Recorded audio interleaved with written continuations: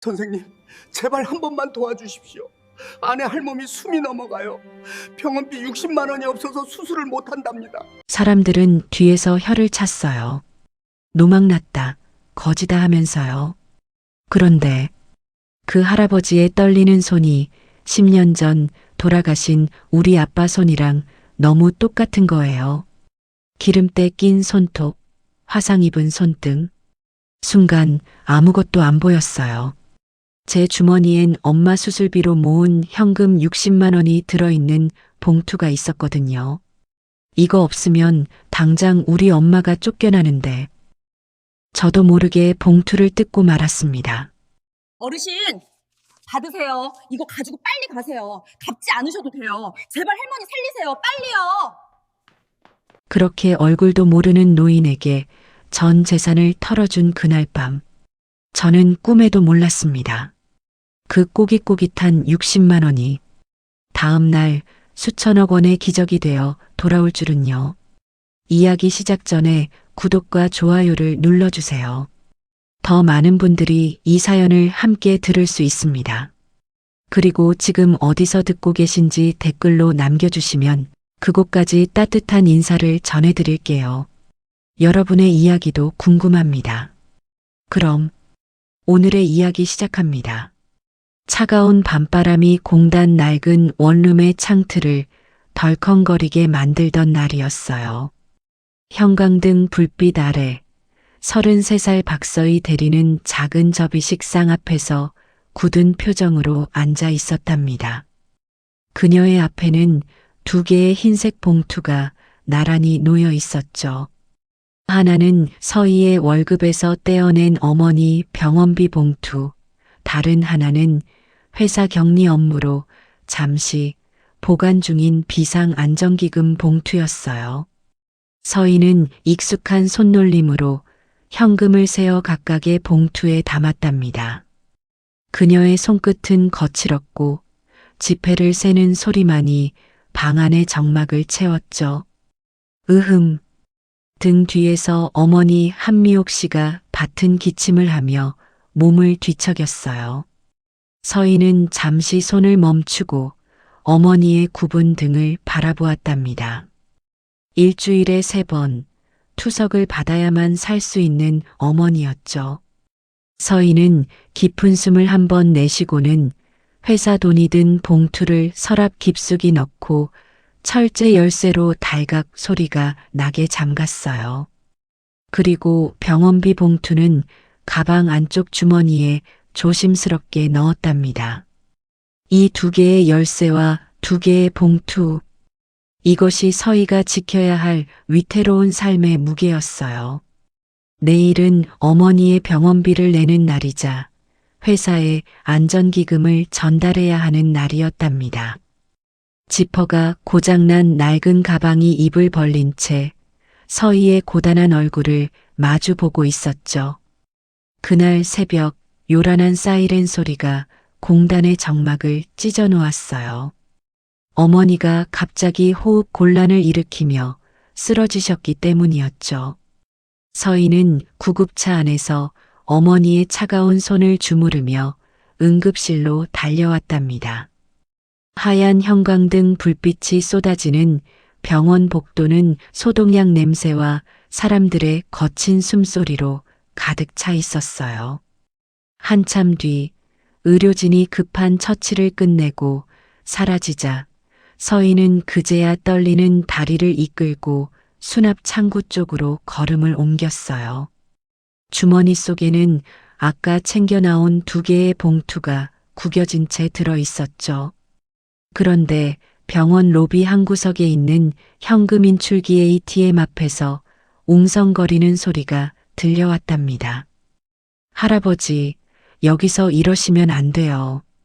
뒤에 사람들 기다리잖아요. 경비원의 퉁명스러운 목소리였어요. 그 앞에는 허름한 작업 조끼를 입은 한 노인이 기계 앞에서 쩔쩔매고 서 있었죠. 노인의 손은 흙이 묻은 채 심하게 떨리고 있었고 화면을 누르지 못한 채 주머니만 계속 뒤적이고 있었답니다. 그의 낡은 바지 주머니에서는 꼬깃꼬깃한 영수증 몇 장만 바닥으로 힘없이 떨어질 뿐 지갑은 보이지 않았어요. 아니, 내가 지갑을 깜빡해서 병원비가 급한데. 노인의 목소리는 갈라져 있었고 이마에는 식은 땀이 맺혀주름을 타고 흘러내렸죠. 주변에 있던 사람들은 혀를 차거나 시계를 보며 짜증스러운 표정을 지었답니다. 아무도 그에게 다가가지 않았어요. 그때였죠. 서인은 자신도 모르게 발걸음을 멈추고 주머니 속 봉투를 꽉 쥐었답니다. 이 돈은 회사 금고에 넣어야 할 비상안전기금 60만 원이었어요. 어머니 병원비는 카드로 낼 수 있지만 이 현금은 당장 회사에 채워 넣어야 하는 돈이었죠. 하지만 서희의 눈에는 노인의 떨리는 손이 마치 방금 전 구급차에 실려 온 어머니의 손처럼 보였어요. 서희는 입술을 한번 꾹 깨물더니 성큼성큼 다가가 노인의 손에 쥐어진 영수증을 내려다보았답니다. 60만 원. 공교롭게도 봉투에 든 액수와 정확히 일치하는 숫자였죠. 비켜요. 제가 할게요. 서인은 경비원을 향해 짧게 말하고는 주저없이 봉투를 열었어요. 기계가 지폐를 세는 투두두둑 소리가 차가운 로비에 울려 퍼졌죠. 노인은 놀란 눈으로 서희를 올려다보았답니다. 그의 눈동자가 파르르 떨리고 있었어요. 이윽고 이체 완료라는 글자가 화면에 뜨자 서희는 명세표를 뽑아 노인의 거친 손바닥 위에 올려주었죠. 어르신, 이거면 됐어요. 아니, 이 큰 돈을 내가 꼭 갚을 테니 연락처를. 노인이 서희의 소매를 다급하게 붙잡았지만 서희는 고개를 저으며 노인의 손을 조심스럽게 밀어내었어요. 그리고는 나직하지만 분명한 목소리로 말했답니다. 꼭 돌려주지 않으셔도 돼요. 대신 무사히 가셔야 해요. 환자분 기다리시잖아요. 서희는 그 말을 남기고 도망치듯 다시 응급실 쪽으로 몸을 돌렸어요. 뒤에서 노인이 멍하니 서희의 뒷모습을 바라보고 있다는 것을 알았지만 돌아보지 않았죠. 그녀의 가방 속 비어버린 회사 봉투만이 덩그러니 남아 있었답니다. 이 선택이 내일 아침 자신을 어떤 벼랑 끝으로 몰고 갈지 그때는 미처 알지 못했으니까요. 다음 날 아침 삼산테크 물류 사무실의 공기는 유난히 무겁고 탁했답니다. 서희는 출근하자마자 캐비닛 안쪽 깊숙한 곳을 확인했어요. 텅 빈 비상안전기금 봉투가 그곳에 덩그러니 놓여 있었죠. 서희는 마른 침을 꿀꺽 삼켰어요. 당장 오늘 오후 2시까지 본사 감사팀에 넘겨야 할 돈이었으니까요. 그녀는 떨리는 손으로 정수기 물을 받아 단숨에 들이켰지만 타오르는 목 안의 갈증은 전혀 가시질 않았답니다. 그녀가 할 수 있는 일이라곤 점심시간에 대출 전화를 돌리는 것뿐이었죠. 같은 시각 병원 주차장 구석에 세워진 검은색 세단 안에서는 묵직한 침묵이 흐르고 있었어요. 어젯밤 서희가 도와주었던 그 노인, 차성그룹의 차영만 명예회장이 뒷좌석에 깊숙이 몸을 파묻고 있었답니다. 그의 손에는 꼬깃꼬깃한 현금 인출기 명세표 한 장이 들려 있었죠. 출금액 60만 원. 의뢰인 박서희. 차 회장은 그 이름 세 글자를 손가락으로 천천히 쓸어내렸어요. 박서희. 박서희. 그는 낮은 목소리로 이름을 되뇌었답니다. 이상하게도 그 이름을 입에 올릴 때마다 10년 전 덮어두었던 기억의 파편들이 찌릿하게 되살아나는 기분이었죠. 차 회장은 자신의 오른손 손등을 내려다보았어요. 그곳에는 낡고 희미해진 화상 흉터가 지렁이처럼 꿈틀대고 있었답니다. 오래전 공장 현장을 시찰하다가 터진 배관 사고 때 생긴 상처였죠. 그때 그를 밀쳐내고 대신 뜨거운 증기를 뒤집었었던 한 작업 반장의 얼굴이 어젯밤 그 아가씨의 눈매와 겹쳐 보였던 거예요. 김 비서, 이 아가씨 뒷조사 좀 해봐. 삼산테크 직원인 것 같던데. 차 회장의 지시에 앞좌석의 비서가 백미러로 눈치를 살피며 조심스럽게 대답했죠. 회장님, 혹시 아는 분입니까? 아니, 모르는 사람이야. 그런데 낯설지가 않아. 그 눈빛이 꼭 누굴 탓하는 것 같아서 말이야. 차 회장은 창밖으로 시선을 돌렸어요. 어젯밤 응급실에서 서희가 입고 있던 낡은 작업 조끼가 자꾸만 눈에 밟혔답니다. 요즘 젊은 사람들은 입지 않는 지퍼가 고장나서 옷핀으로 대충 여민 촌스러운 회색 조끼였죠. 그런데 그 조끼 왼쪽 가슴팍에 희미하게 박음질 자국이 남아 있었어요. 마치 누군가의 이름표를 떼어낸 흔적처럼 말이죠. 차 회장은 그 사소한 디테일에서 기묘한 기시감을 느꼈던 겁니다. 한편 사무실에 있던 서희는 점심시간이 다 지나도록 자리에 앉아 손톱만 뜯고 있었어요. 대출은 거절당했고 카드론 한도는 막혀 있었죠. 그때 사무실 유리문 너머로 낯선 그림자가 어른거렸어요. 작업복 차림에 놓인 바로 차 회장이었죠. 그는 정체를 숨긴 채 공장 주변을 어슬렁거리며 서희가 일하는 모습을 먼발치에서 지켜보고 있었답니다. 서희는 창고 정리를 하느라 노인의 시선을 눈치채지 못했어요. 그녀는 무거운 박스를 들어 나르며 습관처럼 혼잣말을 중얼거렸죠. 조심하자, 서희야. 다치면 나만 손해다. 아빠처럼 되면 안 돼. 그녀가 박스를 내려놓으며 툭 내뱉은 그 말이 열려있던 창문을 타고 차 회장의 귀에 꽂혔어요.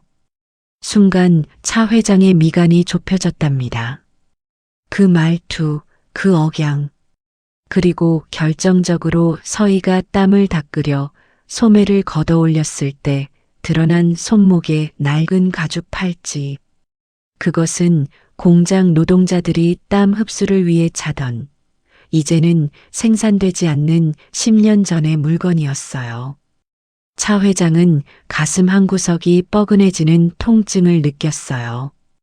그는 품 안에서 낡은 수첩 하나를 꺼내 펼쳤답니다. 수첩 맨 뒷장에는 사고 처리를 하며 급하게 휘갈겨 쓴 사망자 명단이 적혀 있었죠. 그의 시선이 박진국이라는 이름 위에서 멈췄어요. 그리고 다시 고개를 들어 창문 너머 서희를 바라보았답니다. 서희의 등 뒤로 거대한 기계 돌아가는 소리가 웅웅거리며 울려 퍼졌어요. 마치 거대한 운명의 수레바퀴가 다시 끼어 맞물리기 시작했다는 신호음처럼 들렸죠. 하지만 서희는 이 모든 시선을 알 리가 없었어요. 그녀의 머릿속은 온통 사라진 60만 원과 곧 닥쳐올 감사팀의 압박 생각뿐이었으니까요. 그때 사무실 전화벨이 날카롭게 울리기 시작했답니다. 그것은 불행의 예고장이었죠. 오후 2시, 약속된 운명의 시간이 다가왔어요. 사무실 벽에 걸린 낡은 시계의 초침 소리가 유난히 크게 들리는 것만 같았죠. 착, 착, 착. 그 규칙적인 소음이 마치 서희의 심장을 조여오는 카운트다운처럼 느껴졌답니다. 본사 감사팀이 도착했다는 소식에 공장 전체가 쥐 죽은 듯 조용해졌어요. 평소라면 기계 돌아가는 소음으로 시끌벅적했을 현장이었지만 오늘은 검은 정장을 입은 사람들이 복도를 지날 때마다 작업자들도 숨을 죽이고 눈치만 살필 뿐이었죠. 감사실 문이 열리고 서희는 무거운 발걸음을 옮겼어요. 그녀의 손에는 회계 장부와 영수증철이 들려 있었지만 가장 중요한 현금 봉투 하나가 비어 있었답니다. 회의실 안의 공기는 차갑고 건조했어요. 에어컨 바람이 윙윙거리며 돌아가고 있었고 긴 테이블 맞은편에는 감사팀장과 이번 실사를 총괄하러 온 오세린 이사가 앉아 있었죠. 오세린 이사, 그룹계열 요양병원의 이사장 딸이자 차기 경영 승계를 노리는 야망 있는 인물이었어요. 그녀는 서희와는 사는 세계가 완전히 다른 사람이었답니다. 세린이 입은 하얀색 트위드 재킷에는 먼지 한 톨 앉지 않았고 그녀가 넘기는 서류장에서는 은은한 향수 냄새가 풍겼죠. 그것은 기름 냄새와 땀 냄새에 절어있는 서희의 냄새와는 철저하게 대비되는 부유함의 향기였어요. 박 대리님, 현금 시제 확인하겠습니다. 금고 열어주시죠. 감사팀 직원의 사무적인 목소리가 허공을 갈랐어요. 서희는 마른 침을 삼키며 금고 다이얼을 돌렸답니다. 철컥하는 소리와 함께 두꺼운 철문이 열렸죠. 그 안에는 가지런히 정리된 서류들과 몇 개의 동전, 그리고 문제의 빈 봉투가 놓여 있었어요. 서희는 떨리는 손으로 그 빈 봉투를 꺼내 테이블 위에 올려놓았답니다. 봉투는 힘없이 납작하게 바닥에 깔렸어요. 마치 서희의 처지처럼 말이죠. 오세린의 시선이 그 얇은 봉투에 꽂혔어요. 그녀는 천천히, 아주 천천히 눈을 들어 서희를 바라보았답니다.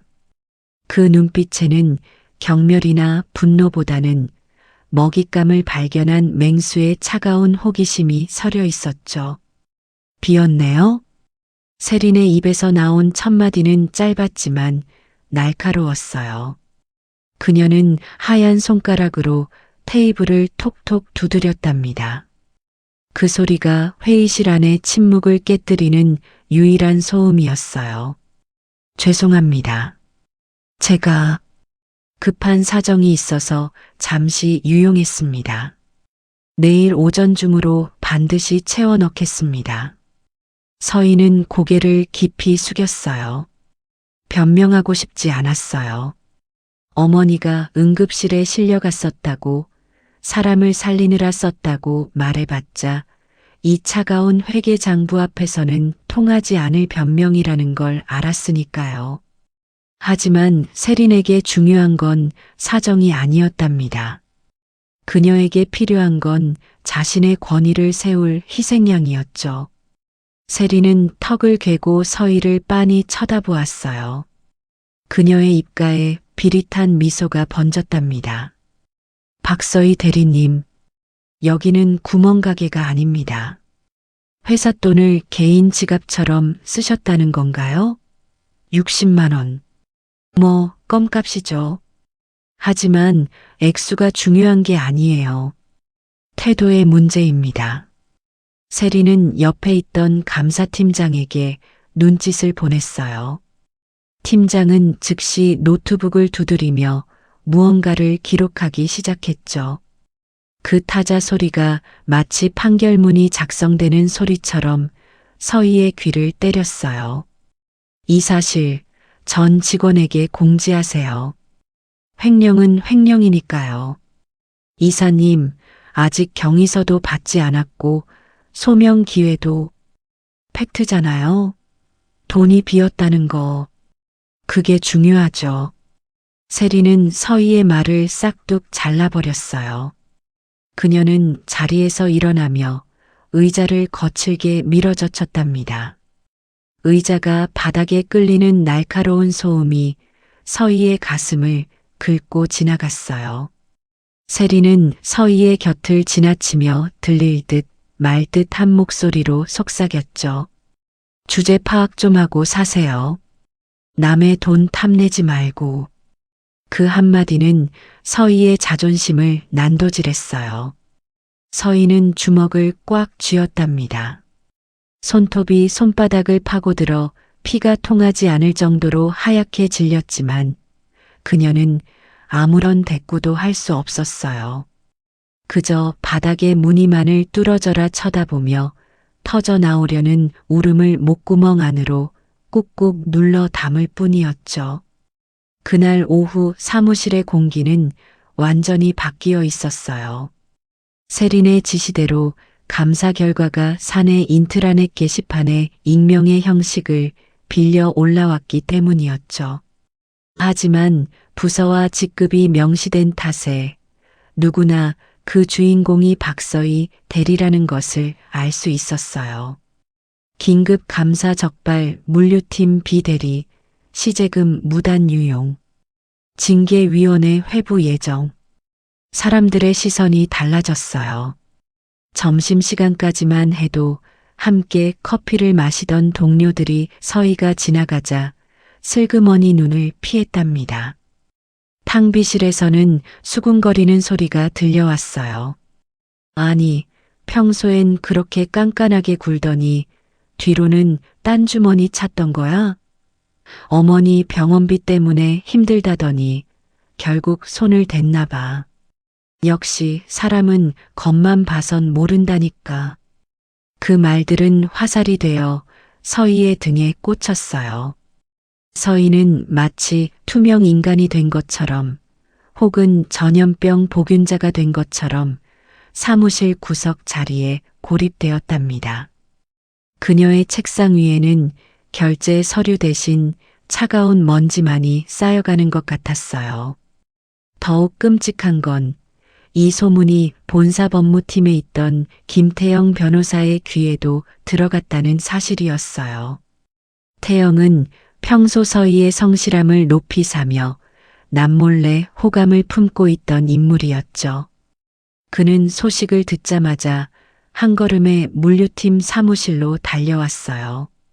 하지만 사무실 입구에서 그는 멈춰 설 수밖에 없었답니다. 오세린 이사가 서희의 책상 앞에서 팔짱을 낀 채 서 있었거든요. 김 변호사님, 여기 웬일이세요? 횡령범 변호라도 해주러 오셨나? 세리는 태영을 보며 비아냥거렸어요. 태영은 입술을 굳게 다물고 서희를 바라보았죠. 서희는 고개를 들지 못했어요. 자신을 믿어주던 사람 앞에서 도둑 취급을 받는 이 상황이 죽기보다 수치스러웠기 때문이에요. 서희의 어깨가 미세하게 떨리고 있었어요. 태영은 주먹을 꽉 쥐었다 펴며 세린에게 정중하지만 단호하게 말했답니다. 아직 징계 확정 안 됐습니다. 섣부른 낙인은 명예훼손이 될 수 있습니다. 이사님. 명예? 훔친 손에 무슨 명예가 있죠? 세리는 코웃음을 치며 돌아섰어요. 그녀의 하이힐 소리가 복도 끝으로 멀어질 때까지 사무실 안에는 숨막히는 정적만이 감돌았답니다. 그날 밤 서희는 퇴근하지 않고 텅 빈 사무실에 홀로 남았어요. 창밖에는 비가 내리기 시작했죠.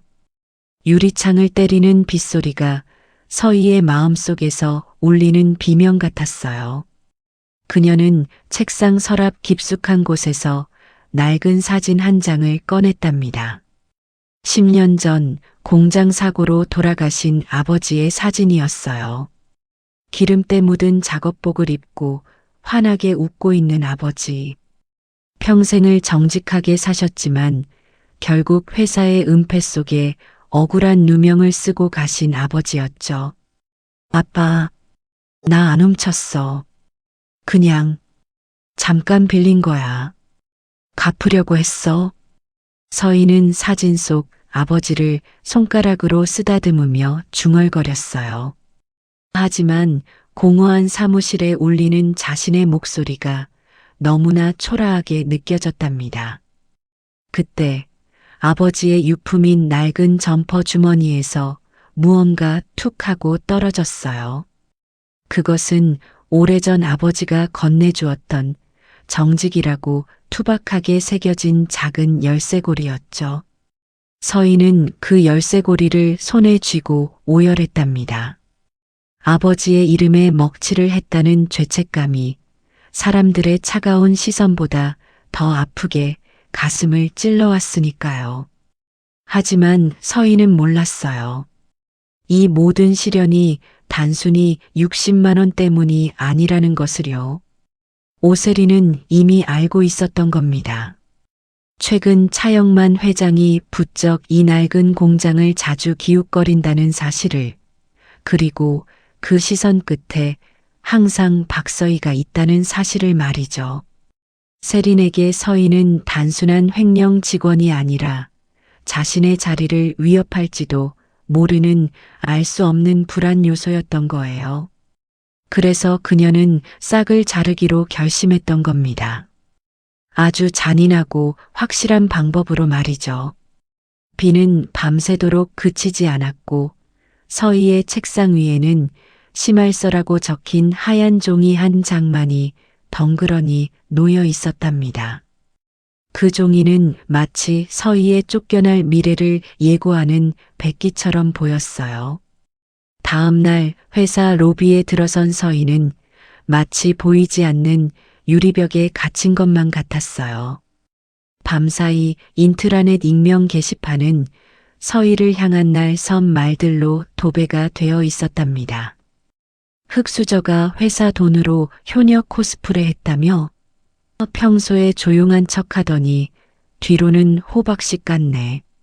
화면에 떠오른 글자들은 칼날이 되어 서희의 전신을 난도질하는 듯 했죠. 서희가 사무실 문을 열고 들어서자 타닥거리던 키보드 소리가 일제히 멈췄어요. 수십 개의 눈동자가 서희의 등 뒤에 꽂히는 느낌, 그것은 말로 표현할 수 없는 따가움이었답니다.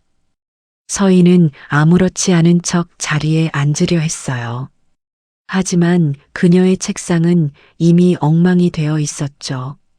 누군가 고의로 쏟은 듯한 커피 자국이 서류 위를 검게 물들이고 있었고, 모니터에는 양심불량이라는 포스트잇이 붙어 있었어요. 서희는 입술을 꽉 깨물며 물티슈를 뽑아 책상을 닦기 시작했답니다.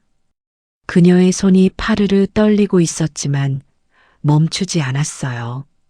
지금 무너지면 정말로 그들이 말하는 범죄자가 되는 것만 같았으니까요. 그때였어요. 인사팀 직원이 서희의 자리로 다가와 종이 한 장을 툭 던지듯 내려놓았답니다. 그 종이의 맨 위에는 무급 정직 및 대기 발령 통보서라는 굵은 글씨가 박혀 있었어요. 박서희 대리, 오늘부로 업무 배제입니다.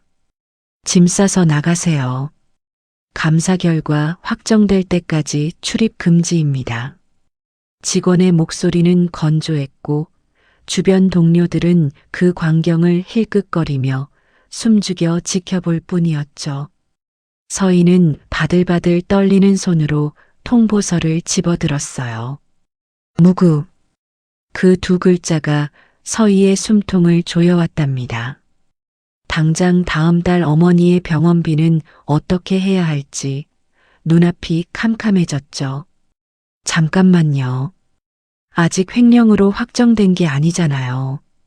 소명할 기회도 없이 이렇게 위에서 내려온 지시입니다. 사원증 반납하시죠. 직원은 서희의 말을 자르며 손을 내밀었어요. 서희가 주저하며 목에 걸린 사원증을 만지작거리자 뒤에서 지켜보던 오세린 이사가 또각거리는 구두 소리를 내며 다가왔답니다. 세린은 서희의 목에 걸린 사원증줄을 거칠게 잡아챘어요. 투둑 마이너스 하는 소리와 함께 줄이 끊어지며 사원증이 세린의 손에 들려졌죠. 서희의 하얀 목덜미에는 붉은 줄 자국이 선명하게 남았답니다. 말귀를 못 알아듣네. 나가라고요. 우리 회사 물 흐리지 말고.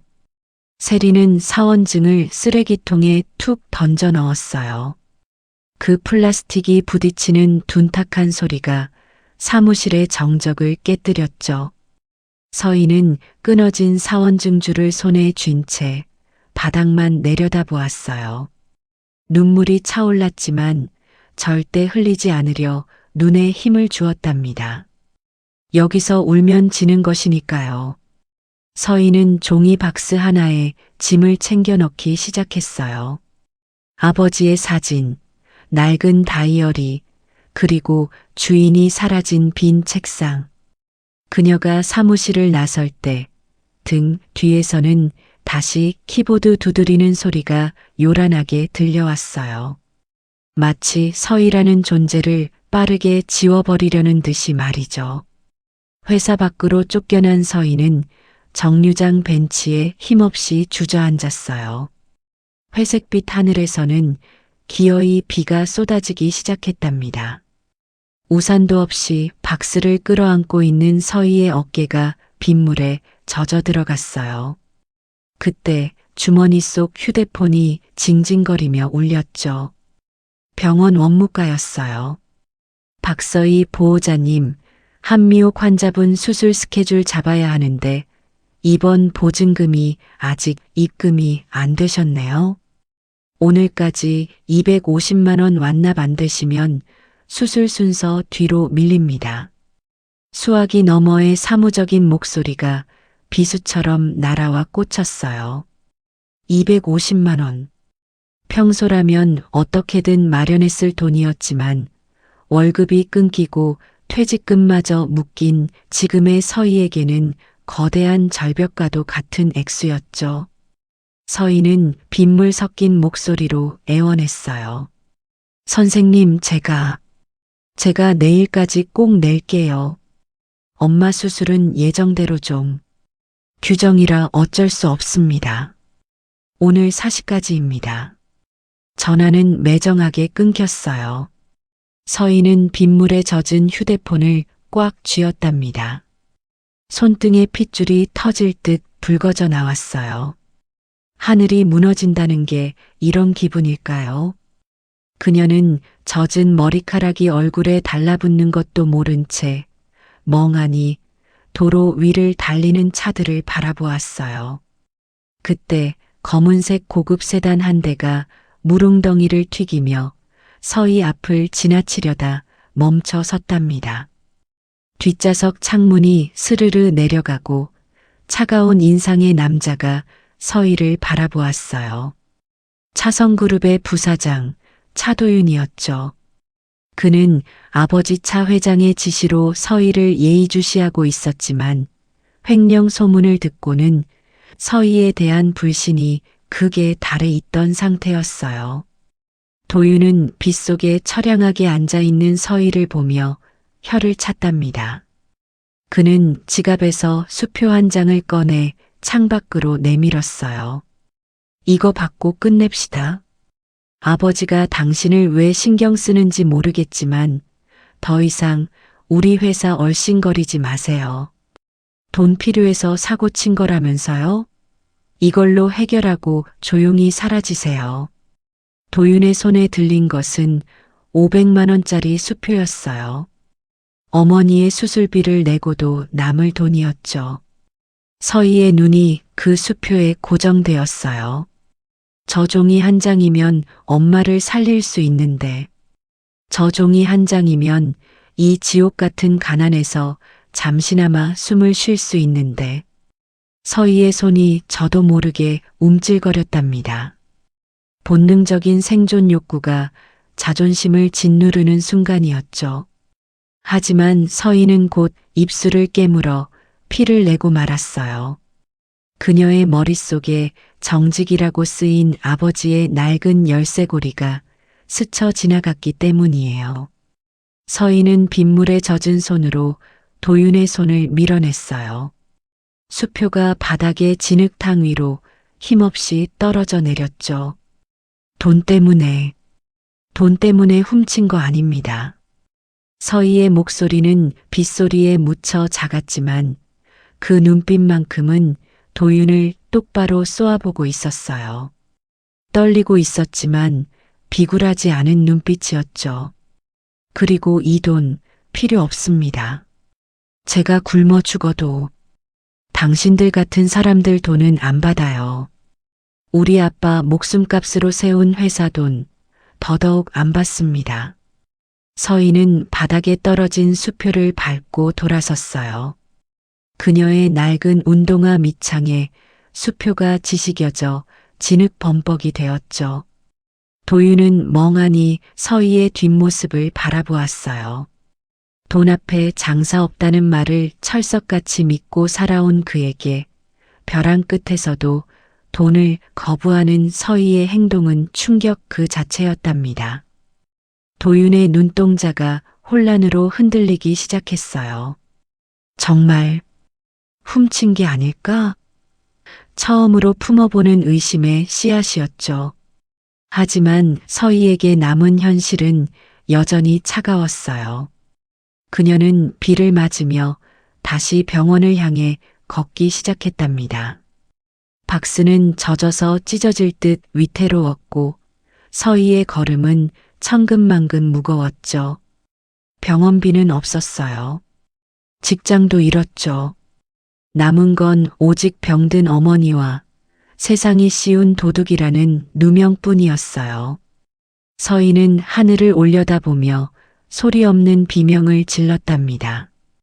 빗물이 눈물과 섞여 볼을 타고 하염없이 흘러내렸어요. 그런데 바로 그때 병원 입구에서 예상치 못한 인물이 우산을 들고 서 있는 것이 보였어요. 그는 서희에게 우산을 씌워주며 조용히 하지만 단단한 목소리로 말했답니다. 그의 등장은 절망의 끝에서 찾아온 신락 같은 반전의 시작이었죠. 법원의 제3호 법정은 숨막힐 듯한 정적으로 가득 차 있었어요. 천장에 매달린 낡은 선풍기가 끼릭 돌아가는 소리만이 팽팽한 긴장감을 간신히 붙들고 있었죠. 피고인석에 앉은 서희의 손은 하얗게 질려 있었답니다. 그녀의 앞에는 횡령 및 명예훼손이라는 죄목이 적힌 소장과 회사 측 변호인이 제출한 두툼한 증거 자료들이 산처럼 쌓여 있었으니까요. 원고 측 증인석에는 오세린 이사가 앉아 있었어요. 그녀는 여유롭게 다리를 꼬고 앉아 가끔씩 서희를 향해 입꼬리만 살짝 올리는 서늘한 미소를 보냈죠. 방청석에는 회사 직원들과 호기심에 찬 기자들이 빼곡히 들어차 웅성거리고 있었답니다. 대형 스크린에는 서희가 ATM기 앞에서 돈을 뽑는 CCTV 캡처 화면이 흐릿하게 떠 있었어요. 마치 서희를 확실한 범죄자로 낙인 찍는 거대한 현수막처럼 말이죠. 피고 박서희는 경제적 공금을 이유로 회사의 공금을 사적으로 유용했습니다. 이는 명백한 배임이며 회사의 명예를 실추시킨 행위입니다. 회사 측 변호사의 목소리가 법정을 쩌렁쩌렁 울렸어요. 서희는 입술을 깨물며 고개를 떨구었답니다. 아무리 아니라고 외쳐도 가난이라는 꼬리표는 그녀의 진심을 갉아먹는 가장 강력한 무기였으니까요. 판사가 안경을 고쳤으며 서희에게 물었죠. 피고 할 말 있습니까? 서희는 떨리는 다리에 힘을 주어 자리에서 일어났어요. 마이크 앞에 선 그녀의 숨소리가 치직거리는 스피커를 통해 거칠게 들려왔답니다. 그녀는 오세린을 똑바로 바라보았어요. 눈가가 붉어졌지만 눈물은 흘리지 않았죠. 저는 훔치지 않았습니다. 잠시 빌렸을 뿐이고 그 돈은 제 개인적 욕심을 위해 쓴 것이 아닙니다. 그리고 서인은 잠시 말을 멈추고 숨을 골랐어요. 그리고 주머니 속에 넣어두었던 아버지의 낡은 열쇠고리를 꽉 쥐었답니다.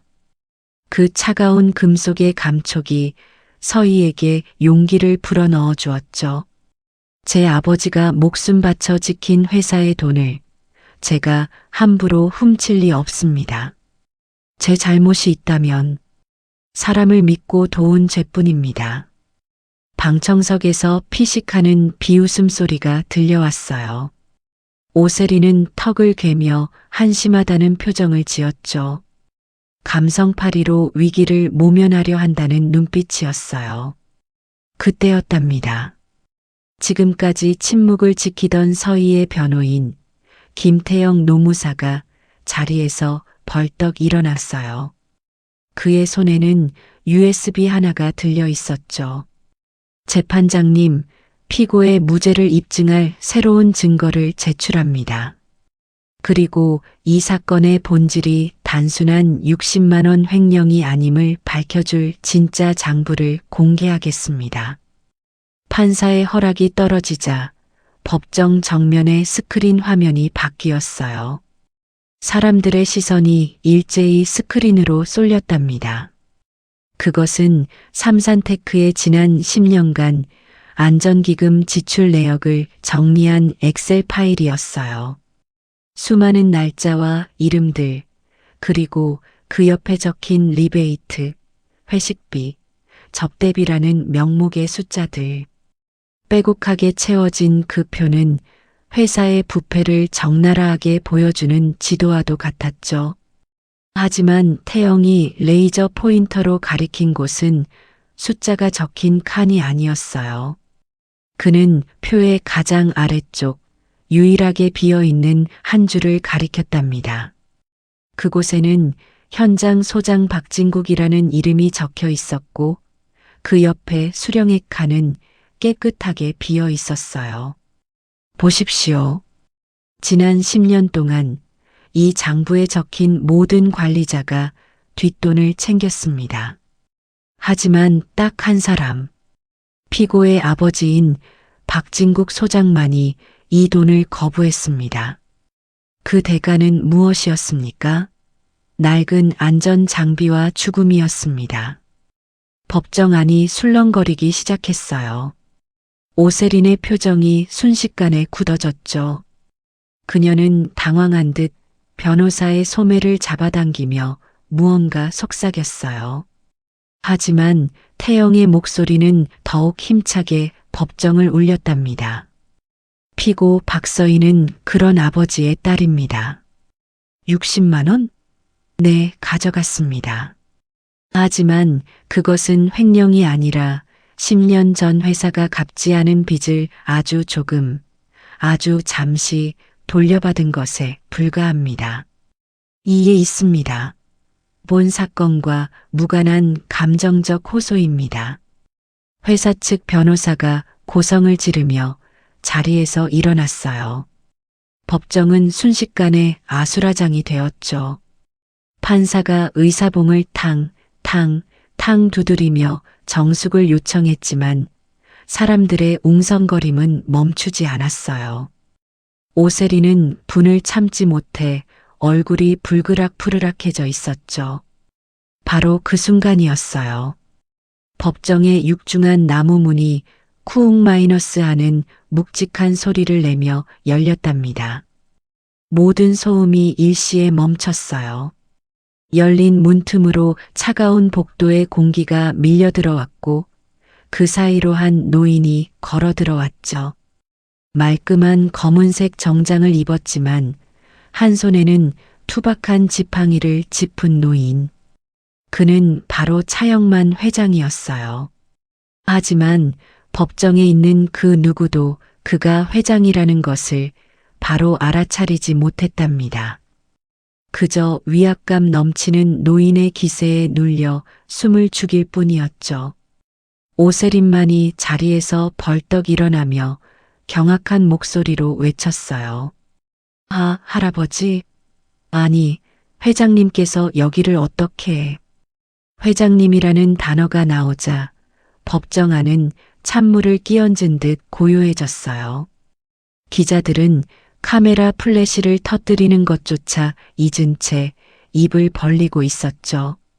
차 회장은 주변의 시선 따위는 아랑곳하지 않고 또벅또벅 걸어 증인석을 향해 나아갔어요.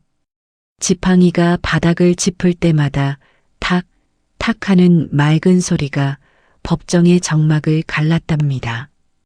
그는 오세린을 지나치며 싸늘한 눈빛을 한 번 던지고는 곧장 판사를 향해 고개를 숙였어요. 증인 신청은 하지 않았지만 이 사건의 피해자로서 진술을 하고자 왔습니다. 판사는 당황했지만 차 회장의 위험에 눌려 고개를 끄덕였어요. 차 회장은 품 안에서 꼬깃꼬깃한 종이 한 장을 꺼내 들었답니다. 그것은 바로 며칠 전 서희가 병원 ATM기에서 뽑아준 명세표였어요. 여기 적힌 60만 원. 피고가 훔친 게 아닙니다. 제가 가져갔습니다. 차 회장의 낮은 목소리가 마이크를 타고 법정에 울려 퍼졌어요. 서희는 놀란 눈으로 차 회장을 바라보았어요.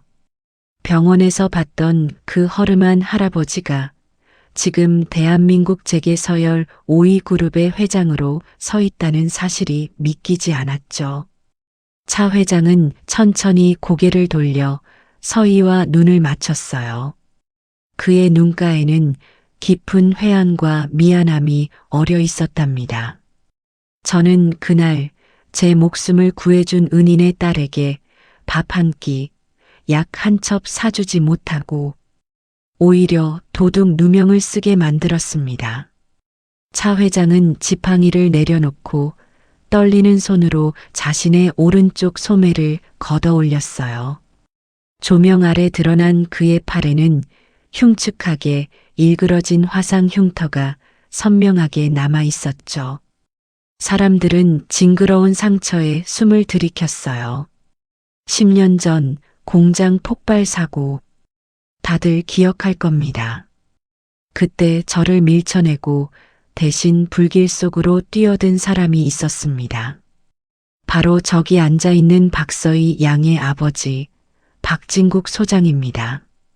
차 회장의 목소리가 물기를 머금고 떨리기 시작했어요. 그는 흉터가 남은 손으로 서희를 가리켰답니다. 이 아이는 제 생명의 은인인 박진국의 핏줄입니다. 아니, 제 목숨을 이어준 제게는 피보다 더 진한 딸이나 마찬가지입니다. 법정 안이 충격으로 뒤집어졌어요. 기자들은 미친 듯이 셔터를 눌러대기 시작했고 팡, 팡, 팡 터지는 플래시 세례 속에서 오세리는 다리에 힘이 풀려 의자에 주저앉고 말았죠. 그녀의 오만했던 표정은 공포와 당혹감으로 하얗게 질려 있었어요. 서희는 흐르는 눈물을 닦을 생각도 하지 못한 채 멍하니 차 회장을 바라보았어요. 아버지가 그냥 사고로 죽은 게 아니라 누군가를 구하고 돌아가셨다는 사실, 그리고 그 구한 사람이 바로 눈앞에 있는 회장이라는 사실이 가슴을 세차게 때렸답니다. 차 회장은 다시 몸을 돌려 오세린을 노려보았어요. 그 눈빛은 매서운 호랑이와도 같았죠. 오세린 이사, 자네는 60만 원이 비었다고 이 아이를 도둑으로 몰았지? 그렇다면 묻겠네. 자네 아버지가 그리고 내가 이 아이 아버지의 목숨값으로 벌어들인 그 수조원의 돈은 도대체 누구의 것이란 말인가? 차 회장의 호통이 법정을 쩌렁쩌렁 울렸어요. 그것은 단순한 분노가 아니었어요. 지난 10년간 묵혀왔던 죄책감과 뒤늦게 터져나온 참회의 절규였죠. 오세리는 입술을 달달 떨며 아무 말도 하지 못했어요. 그녀가 쥐고 있던 볼펜이 바닥으로 툭 떨어져 굴러갔답니다.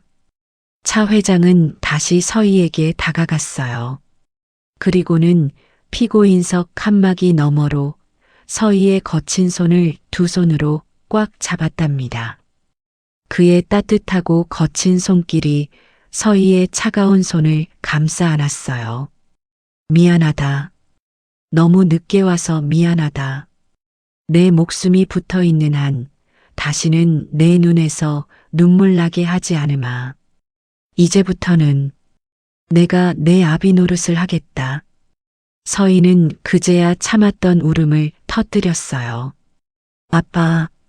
그녀의 입에서 억눌려왔던 그리움이 터져나왔죠. 법정 안의 모든 소음이 잦아들고 오직 서희의 흐느끼는 소리만이 사람들의 가슴을 울렸답니다. 그것은 억울함의 눈물이 아니라 10년 만에 비로소 되찾은 아버지의 명예와 새롭게 연결된 인연에 대한 뜨거운 눈물이었어요. 화면에는 여전히 텅 빈 박진국의 이름 옆칸이 비춰지고 있었지만 이제 그 빈칸은 더 이상 공허함이 아니었어요.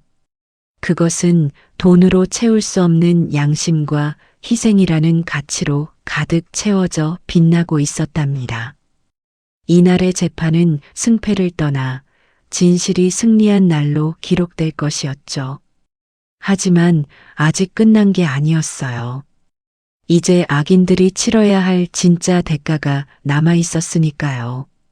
법정 안의 공기는 이제 완전히 뒤집혀 있었어요. 방금 전까지 서희를 죄인 취급하던 사람들의 시선은 이제 덩그러니 서 있는 오세린 이사에게로 날카롭게 꽂히고 있었죠. 차영만 회장은 지팡이를 짚은 손에 힘을 주며 천천히 몸을 돌려 판사석을 향해 섰답니다. 그의 등 뒤로는 여전히 웅성거리는 소음이 파도처럼 밀려들고 있었지만 회장이 손을 한 번 들어 올리자 거짓말처럼 정적이 찾아왔어요. 그것은 단순히 돈이 많은 노인의 손짓이 아니라 대한민국 재계를 움직여온 거목의 무거운 위험이었으니까요. 재판장, 그리고 여기 모인 사람들 모두 똑똑히 보시오. 차 회장의 눈짓에 따라 김태영 변호사가 다시 한번 스크린의 화면을 넘겼어요. 이번에 나타난 것은 엑셀표가 아니었답니다. 그것은 복잡하게 얽히고 설킨 자금의 흐름도 이른바 돈 세탁 지도였어요. 수십 개의 페이퍼 컴퍼니 이름들이 거미줄처럼 연결되어 있었고 그 모든 줄기는 단 하나의 종착지를 가리키고 있었죠. 바로 오세린 이사의 개인 계좌와 그녀가 운영하는 갤러리의 비밀 장부였어요. 이것이 삼산테크의 안전기금이 흘러들어간 진짜 구멍입니다. 노동자들의 안전모를 바꾸고 낡은 배관을 수리해야 할 돈이 갤러리의 그림값으로 명품 가방으로 둔갑해 이 여자의 사치스러운 생활을 지탱하고 있었던 겁니다. 김태영 변호사의 설명은 차분했지만 그 내용은 폭탄과도 같았어요. 방청석에 앉아있던 회사 직원들이 경악하며 입을 가렸죠. 그동안 회사가 어렵다며 월급을 동결하고 복지비를 깎았던 이유가 바로 저 여자의 탐욕 때문이었다는 사실이 만천하에 드러난 순간이었으니까요. 오세리는 창백하게 질린 얼굴로 뒷걸음질 쳤어요. 그녀의 등 뒤는 벽이었고 더 이상 물러날 곳은 없었답니다. 그녀는 떨리는 입술로 비명을 지르듯 외쳤어요. 거짓말이야. 저건 조작된 거야. 할아버지, 아니 회장님, 저 변호사가 지금 모함하는 거예요. 저는 몰라요. 밑에 직원들이 알아서 한 일이라고요. 끝까지 남 탓, 직원 탓. 그 비겁한 변명에 차 회장의 미간이 깊게 구겨졌어요. 그는 지팡이로 바닥을 쾅 하고 내리찍었답니다. 그 둔탁한 소리가 오세린의 비명을 단번에 잠재웠어요. 입 닥쳐라. 내 눈과 귀를 속일 수 있을 줄 알았더냐? 차 회장은 품 안에서 또 하나의 서류 봉투를 꺼내 오세린의 발치에 던졌어요. 봉투가 바닥에 떨어지며 그 안에 있던 사진들이 흩어져 나왔죠. 그것은 오세린이 하청업체 사장들에게 현금 쇼핑백을 받는 장면, 유흥업소에서 법인카드를 긁는 영수증, 가리고 서희를 괴롭히라고 지시한 메신저 대화 내용들이었어요. 움직일 수 없는 너무나도 명백한 증거들이었죠. 내가 내 병원비라고 속여서 빼돌린 돈, 그리고 하청업체들의 피를 빨아먹은 그 돈들. 내가 모를 줄 알았나? 나는 단지 내가 제 발로 멈추기를, 스스로 잘못을 깨닫기를 기다려줬을 뿐이다. 하지만 너는 선을 넘었어. 차 회장의 목소리에는 서리빨 같은 냉기가 서려 있었어요. 감히 내 생명의 은인의 딸을 건드려? 그것도 모자라 도둑 누명을 씌워. 내년은 경영자가 될 자격은커녕 사람 될 자격조차 없다. 그때 법정의 뒷문이 다시 한번 열리며 제복을 입은 경찰관들과 정장을 입은 검찰 수사관들이 들이닥쳤어요. 그들의 손에는 체포영장과 수갑이 들려 있었죠. 법정 안의 카메라 플래시가 미친 듯이 터지기 시작했어요. 팡, 팡, 팡, 팡. 눈을 뜰 수 없을 정도로 쏟아지는 백색의 섬광 속에서 오세린은 두 손으로 얼굴을 가리며 주저앉았답니다. 오세린 씨, 특정경제범죄 가중처벌 등에 관한 법률 위반, 업무상 횡령 및 배임, 그리고 무고 혐의로 긴급 체포합니다. 형사의 건조한 목소리와 함께 차가운 금속성 소리가 들려왔어요. 철컥. 오세린의 하얀 손목에 은색 수갑이 채워졌답니다. 명품 시계가 채워져 있던 그 자리에 이제는 죄인의 족쇄가 채워진 것이었죠. 이거나 내가 누군지 알아? 우리 아빠한테 전화할 거야. 변호사 불러. 이거 인권 침해라고. 오세린은 발악하며 몸부림쳤어요. 그녀의 헝클어진 머리카락과 번진 화장은 그녀의 추락을 더욱 비참하게 보이게 만들었죠. 하지만 경찰관들은 꿈쩍도 하지 않고 그녀의 양팔을 결박해 일으켜 세웠어요. 그녀가 질질 끌려나가는 모습은 마치 화려한 깃털이 다 뽑힌 채 진흙탕에 처박힌 공작새와도 같았답니다. 서희는 그 광경을 묵묵히 지켜보고 있었어요. 통쾌함보다는 허무함과 안도감이 뒤섞인 복잡한 감정이었죠. 저렇게 쉽게 무너질 것을 왜 그토록 많은 사람들이 고통받아야 했을까요? 그녀의 곁에 서 있던 차도윤 부사장이 조용히 서희의 어깨를 감싸주었답니다. 도윤 역시 자신의 약혼녀였던 여자의 파멸을 보며 씁쓸한 표정을 감추지 못했지만 그의 눈빛은 그 어느 때보다 단호했어요. 오세린이 끌려나간 뒤 법정은 다시 차영만 회장의 동무대가 되었어요. 그는 마이크를 잡고 방청석과 카메라를 향해 깊이 고개를 숙였답니다. 대한민국 재계 거물이 허리를 90도로 굽혀 사과하는 모습. 그것은 그 자체로 거대한 뉴스였죠.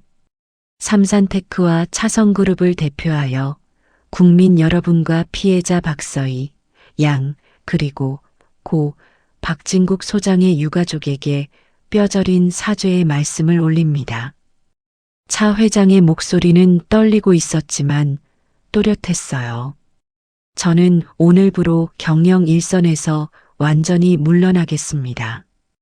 그리고 제가 가진 차성그룹 지분의 30%를 출연하여 산재 노동자와 그 가족들을 위한 차성안전재단을 설립하겠습니다. 좌중이 술렁거렸어요. 지분 30%라면 천문학적인 금액이었으니까요. 이 재단은 억울하게 다치고도 보상받지 못한 노동자들의 눈물을 닦아주는 곳이 될 것입니다. 그리고 차 회장은 잠시 말을 멈추고 서희를 바라보았어요. 그의 눈가에 맺힌 물기가 조명을 받아 반짝거렸답니다. 이 재단의 운영은 가장 정직하고 가장 아픔을 잘 아는 사람에게 맡기고자 합니다. 박서희 양, 자네가 맡아주겠나? 모든 시선이 서희에게 쏠렸어요. 서희는 놀란 나머지 숨을 멈췄죠. 횡령범 누명을 쓰고 회사에서 쫓겨났던 말단 대리가 하루아침에 그룹의 핵심 재단을 이끄는 자리에 오르게 된 거예요. 서희는 떨리는 입술을 때려 했지만 목이 메어 말이 나오지 않았어요. 그저 차 회장의 진심 어린 눈빛을 보며 천천히, 아주 천천히 고개를 끄덕였을 뿐이었답니다. 법정 밖으로 나오자 빗줄기는 어느새 그쳐 있었어요. 구름 사이로 햇살이 비치며 젖은 아스팔트를 비추고 있었죠. 기자들이 구름대처럼 몰려들었지만 경호원들이 길을 터주었어요. 서희는 차 회장의 부축을 받으며 그리고 김태영 변호사와 차도윤 부사장의 호의를 받으며 법원 계단을 내려왔답니다. 그때 저 멀리서 경찰 호송차에 실려가는 오세린의 모습이 보였어요. 창가에 얼굴을 파묻고 있는 그녀의 어깨가 흐느끼듯 들썩이고 있었죠. 그 모습을 본 서희의 뇌리에 며칠 전 빗속에서 자신에게 모욕을 주던 오세린의 얼굴이 스쳐 지나갔어요. 주제 파악 좀 하라던 그 말. 결국 주제를 파악해야 했던 건 서희가 아니라 바로 오세린 자신이었던 겁니다. 이제 다 끝났단다, 아가야. 차 회장이 서희의 손등을 토닥이며 말했어요. 그 투박한 손길에서 전해지는 온기가 서희의 얼어붙었던 마음을 녹여주었죠. 서희는 하늘을 올려다보았어요. 비 온 뒤 갠 하늘이 유난히 파랗고 높았답니다. 마치 10년 전 떠나신 아버지가 웃고 있는 것처럼 말이죠. 하지만 이것이 끝은 아니었어요. 이제부터가 진짜 시작이었으니까요. 무너진 삶을 다시 세우고 상처받은 사람들을 치유하는 진짜 복수는 오세린을 감옥에 보내는 것이 아니라 서희가 보란 듯이 행복해지는 것이었으니까요. 그리고 그 행복의 첫걸음은 10년 동안 멈춰 있었던 따뜻한 밥상을 마주하는 일이었답니다. 재판이 끝나고 소란스럽던 세상의 소음이 차단된 곳. 그곳은 서울 외곽, 북한산 자락이 병풍처럼 둘러진 차 회장의 개인 한옥 별장이었어요. 도심의 빌딩 숲에서 느꼈던 차가운 금속성의 공기는 온데간데 없고 저녁 노을이 내려앉은 마당에는 흙내음과 마른 풀 냄새만이 은은하게 감돌고 있었답니다. 검은 세단에서 내린 서희는 잠시 어지러움을 느꼈어요. 긴장이 풀린 탓인지 다리에 힘이 들어가지 않았죠. 그때 대청마루에서 누군가 버선발로 급하게 내려오는 소리가 들렸어요. 타닥, 타닥. 나무 바닥을 울리는 그 가벼운 발소리의 주인은 바로 어머니 한미옥 씨였답니다. 수술을 앞두고 좋은 병실로 옮겨져 안색이 한결 편안해진 어머니가 서희의 손을 와락 붙잡았어요. 서희야, 고생했다. 내 새끼 정말 고생했어. 어머니의 손은 거칠었지만 따뜻했어요. 서희는 어머니의 품에 얼굴을 묻고 깊은 숨을 들이마셨죠. 항상 맡던 엄마 냄새였지만 오늘은 그 냄새에서 왠지 모를 달큰한 안도감이 느껴졌답니다. 더 이상 병원비 독촉 전화를 두려워하지 않아도 되는, 쫓겨날 걱정 없이 서로를 안을 수 있는 평온함이었죠. 들어가자. 밥 먹어야지. 뒤따라 들어온 차영만 회장이 헛기침을 하며 말했어요. 그는 법정에서 입었던 빳빳한 정장 대신 편안한 개량 한복으로 갈아입은 상태였죠. 그의 모습은 재벌 총수가 아니라 그저 시골의 평범한 할아버지처럼 보였답니다. 세 사람은 안채의 거실로 들어갔어요. 그곳에는 상다리가 휘어질 듯한 진수성찬 대신 김이 모락모락 나는 하얀 쌀밥과 뚝배기에서 보글거리는 된장찌개, 그리고 노릇하게 구워진 고등어 한 마리가 소박하게 차려져 있었어요. 앉거라. 식겠다.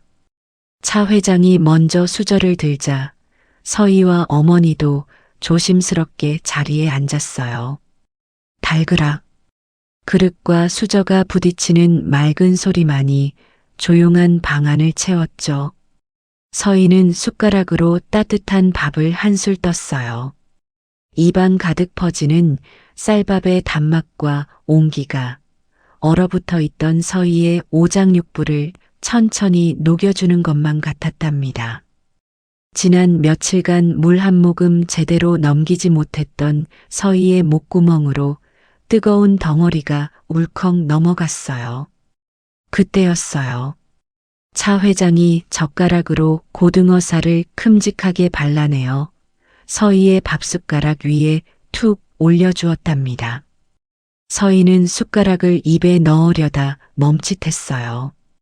그 투박한 행동. 말없이 생선 가시를 발라 밥 위에 올려주던 10년 전 돌아가신 아버지의 식사 습관과 너무나 똑같았기 때문이었죠. 많이 먹어라. 그동안 배 많이 고팠지? 차 회장의 목소리는 덤덤했지만 그 안에 담긴 물기는 감출 수 없었어요. 서희는 고개를 숙인 채 입안으로 밥을 밀어 넣었어요. 눈물이 밥그릇 위로 뚝뚝 떨어져 하얀 쌀밥을 적셨지만 서희는 멈추지 않고 씹었답니다. 짭조름한 고등어 맛과 짭짤한 눈물 맛이 뒤섞여 목을 타고 넘어갔어요. 그것은 서희가 태어나서 먹어본 밥 중 가장 슬프고도 가장 따뜻한 밥이었죠. 어머니 한미옥 씨도 말없이 눈물을 훔치며 찌개를 떴어요. 평생 남편을 잃은 죄책감과 가난의 무게에 눌려 기 한 번 펴지 못했던 어머니의 어깨가 오늘따라 유난히 가벼워 보였답니다. 차 회장은 그런 두 모녀를 바라보며 주머니에서 낡은 통장 하나를 꺼내 식탁 위에 가만히 밀어놓았어요. 그것은 10년 전 서희의 아버지가 사고를 당하기 전까지 꼬박꼬박 모아두었던 적금 통장이었죠. 회사가 압류했던 것을 차 회장이 개인적으로 찾아온 것이었어요. 내 아버지가 너 대학 가면 등록금 낸다고 안 먹고 안 입으며 모은 돈이다. 이제야 주인에게 돌려주는구나. 서희는 떨리는 손으로 통장을 펼쳐보았어요. 누렇게 바랜 종이 위에는 내 딸 등록금, 우리 서희 책값이라는 메모가 아버지의 빗뚤뱉뚤한 글씨체로 적혀 있었죠. 그 숫자 하나하나가 아버지의 땀방울이었고 아버지의 사랑이었어요. 서희는 통장을 가슴에 품고 소리내어 울었답니다. 꺼이꺼이 어린아이처럼 터져나오는 울음소리가 한옥의 석가래를 타고 울려 퍼졌어요.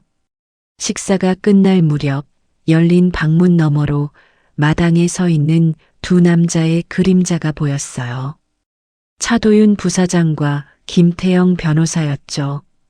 그들은 식사 자리를 방해하지 않으려는 듯 돛돌 아래에 앉아 조용히 밤하늘을 올려다보고 있었어요. 도윤은 손에 든 캔커피를 만지작거렸고 태영은 그런 도윤을 보며 픽 웃고 있었죠. 서희가 마루로 나오자 두 남자는 약속이나 한 듯 동시에 일어나 서희를 바라보았답니다. 식사 맛있게 하셨어요? 도윤이 어색하게 물었어요. 늘 날카롭고 계산적이던 그의 눈매가 오늘따라 부드럽게 풀려 있었죠. 서희는 퉁퉁 부은 눈으로 살짝 미소 지으며 고개를 끄덕였어요. 태영은 묵묵히 서희에게 따뜻한 유자차 한 잔을 건넸답니다. 그 찻잔의 온기가 서희의 손바닥을 타고 전해졌어요. 이사장은, 아니, 오세린 씨는 구치소로 이송됐습니다. 아마 형량이 꽤 무거울 거예요. 태영의 조용한 보고에 서희는 잠시 밤하늘을 올려다보았어요.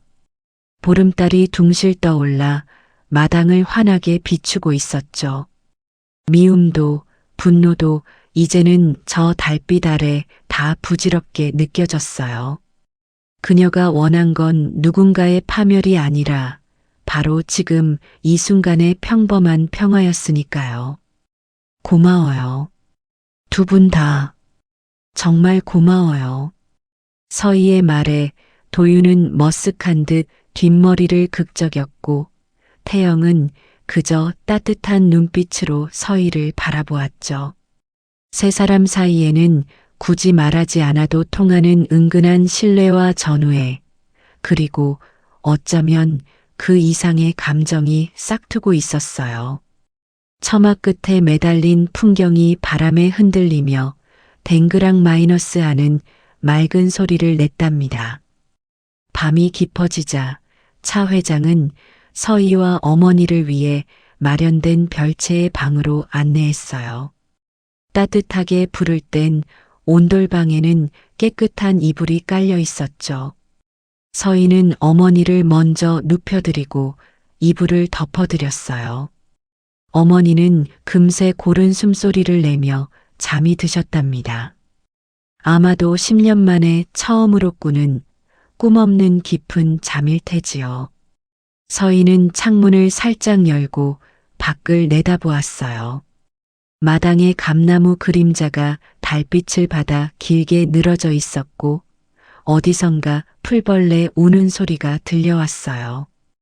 귀뚜루루, 귀뚜루루. 그 평온한 자연의 소리가 서희의 귓가에 자장가처럼 들려왔답니다. 서희는 아버지의 통장을 베개 밑에 넣고 자리에 누웠어요. 등이 따뜻하고 배가 부르고 사랑하는 엄마가 옆에 있는 밤. 너무나 당연해서 잊고 살았던 행복이라는 단어가 비로소 서희의 곁에 내려앉은 밤이었죠. 내일 아침이 되면 서희는 차성안전재단의 이사장으로서 첫 출근을 할 거예요. 그리고 더 이상 혼자가 아닌 든든한 가족과 동료들과 함께 또 다른 사람들의 눈물을 닦아주러 가겠지요. 하지만 지금은 그저 이 따뜻한 온기에 기대어 쉬어도 되는 시간이었답니다. 서희의 눈꺼풀이 천천히 감겼어요.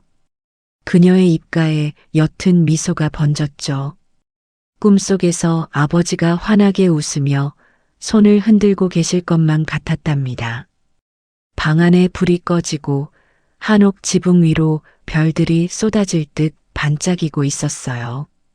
긴 겨울이 가고 비로소 서희의 인생에도 따뜻한 봄이 찾아온 것이었죠. 정말 길고도 고단한 하루가 그렇게 저물어가고 있었답니다. 오늘 사연이 마음에 와닿으셨다면 주변 분들에게 공유해 주세요. 구독과 좋아요로 응원해 주시고 요즘 간절히 바라는 소원이 있다면 댓글로 남겨주세요. 그 소원이 이루어지시길 함께 바랄게요.